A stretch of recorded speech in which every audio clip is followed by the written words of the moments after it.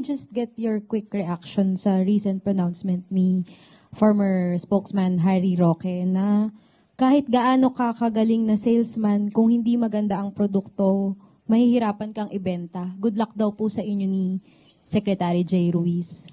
Naniniwala po talaga kami na mahirap ibenta ang bulok o masamang produkto.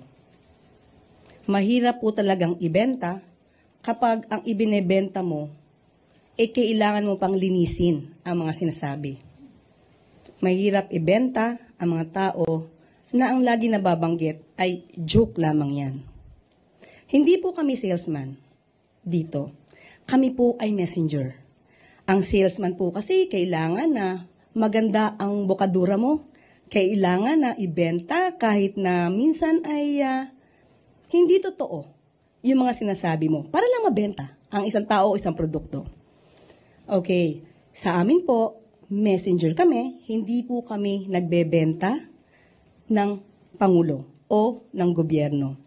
Pinapakita lamang po namin at inilalahad namin kung ano ang maaaring makuha ng taong bayan sa ating gobyerno, kung anong pwedeng itulong ng ating gobyerno sa taong bayan. So hindi po kami salesman, kami po ay messenger.